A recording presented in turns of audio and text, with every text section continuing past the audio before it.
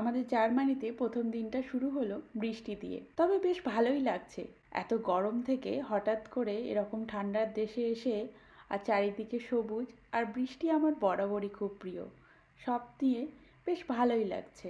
আমার ব্যালকনি থেকে দৃশ্যটা কিছুটা এরকম, চেরি ব্লসমগুলো সবে ঝরা শুরু হয়েছে। এখন আমরা যাচ্ছি লাঞ্চ করতে। এই বৃষ্টির মধ্যেই আমাদেরকে যেতে হবে বাজার করতে, তাই লাঞ্চটা সেরেই আমরা ছুটবো বাজার করতে। গ্রীষ্মকাল এলেই গোটা ইউরোপ যে একটা সুন্দরভাবে সেজে ওঠে সেটা কিন্তু শুরু হয়ে গেছে। এক একটা সময় যেন এক একটা রূপ। গ্রীষ্মকাল যেরকমই রঙিন, শীতকাল ততটাই যেন সাদা। আবার শীত পড়ার আগে লাল আর কমলা রং দিয়ে যেন গোটা শহরটা চাদরে মুড়ে যায়। তোমাদের সাথে কথা বলতে বলতে চলে এসেছি বাজার করতে আলদিতে।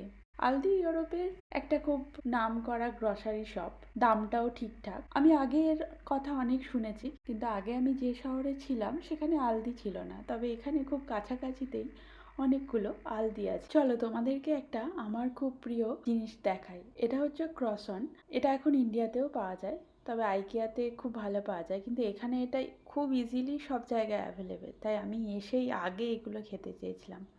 আর এই যে স্প্রেটজেল, এগুলোর কথা সরোজ পাপানকে অনেকবার বলেছে, তো তাই পাপান এক্সাইটেড হয়ে তাড়াতাড়ি এসে কিনছে দেখার জন্য কীরকম খেতে। আর এই যে আমার খুব প্রিয় মাছ স্যালমন, তো আগে থেকে আমি ঠিক করেছিলাম এখানে এসে আগে এই মাছটা খাবো। আমাদের জার্মানিতে প্রথম দিনটা এইভাবেই কাটলো।